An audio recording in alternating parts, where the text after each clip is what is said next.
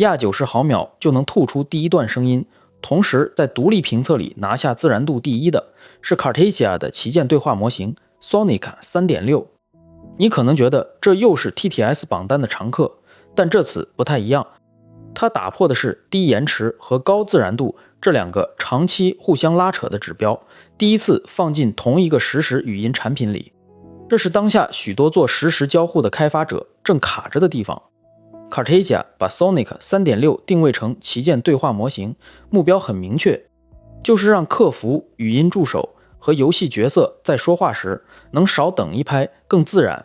它本质是一个面向实时交互的托管 API 服务，输入文本的同时就能开始输出声音，不再需要等一整句话写完，这体验就顺畅得多。顺着这份顺畅的体验，你频道去年底到今年初的主线正是在看低延迟和高自然度如何同时成立。当时在2026年2月，市场还普遍认为这两个指标很难兼顾，而现在 Sonic 3.6 把这条线推进到了独立榜单登顶，直接在硬指标上给出了答案，这是个重要的里程碑。Sonic 3.6 在实时语音上取得这样的进展，并不是一蹴而就，它其实有一个旧版基线，也就是 Cartesia 上一代主力实时 TTS Sonic 3.5。之前在 Controlled Voice 榜单上 Sonic 3.5 的分数是1097 ELO， 这是新旧版本对比的起点。从这个对比的起点出发， Sonic 3.6 能有飞跃核心，是换上了 SSM 状态空间模型。它不同于传统 Transformer， 更擅长把音频当成连续流来处理，这可能是它实现快速响应的关键。这次 SSM 架构的 Sonic 3.6， 同时在各厂商代表性音色的 Provider Voice 榜，以及统一使用8个克隆音色评估的 Controlled Voice 榜上都做了测试。后者更接近在隔离音色影响后看合成引擎本身的能力。Provider Voice 榜单里 Sonic 3.6 的 ELO 分数是1283， Controlled Voice 榜单里分数是1119。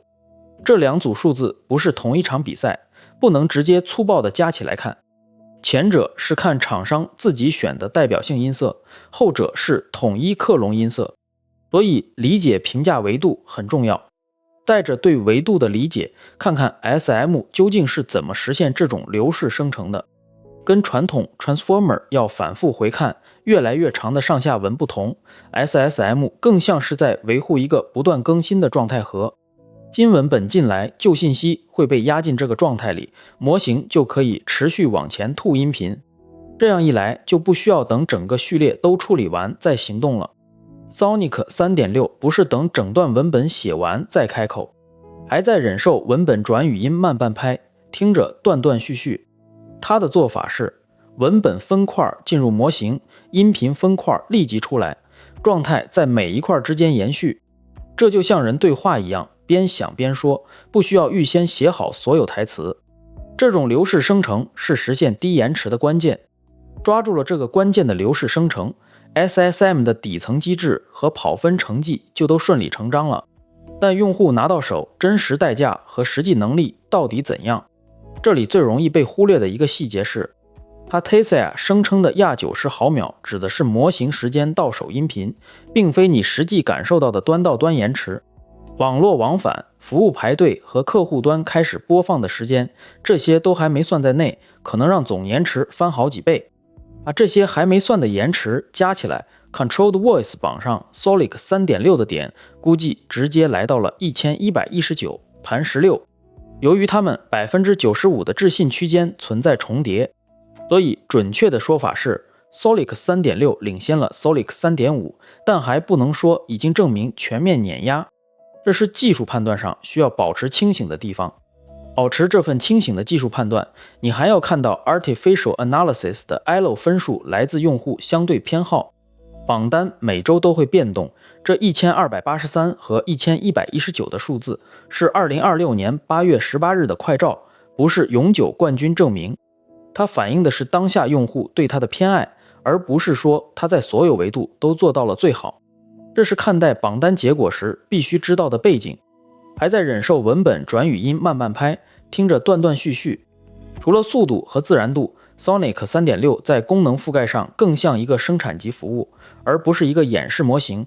它支持40多种语言，提供10秒快速语音克隆，还能通过发音词典和非语言表达标记进行更细致的控制。这些都让它能处理更复杂的生产环境需求，比如金融服务、医疗保健等行业场景。在 API 价格上，按每100万字符算， Cartesia 的 Sonic 3.6 是49美元，这比 ElevenLabs ElevenV3 的100美元要便宜一半。但如果看市场全貌， Speechify Simba 3.2 只要10美元，所以它只是相对某些竞品便宜，不是全场最低价。这需要根据你的预算去衡量。还在忍受文本转语音慢半拍，听着断断续续。SSM 的机制和分数都讲清了，能力覆盖也摆在那，可它离能无脑上线还差着几道硬门槛。Sonic 3.6 目前处于 Beta 测试阶段，这意味着稳定性还有待观察。最关键的是，它作为托管 API 使用，暂不支持自托管全值，也没有 Hugging Face 仓库，这是闭源部署的代价。如果你是需要离线部署、要求开放全值或不接受 Beta 依赖的企业，那它可能就不适合。但对于愿意接托管 API 的实时客服、IVR 和游戏团队来说，倒值得尝试。最终上线前，你最好先测端到端，而不是只看90毫秒，同时确认49美元每100万字符能否接受，用8个克隆音色复测自然度，并再确认 Beta 和无字托管全值是否符合你的合规要求。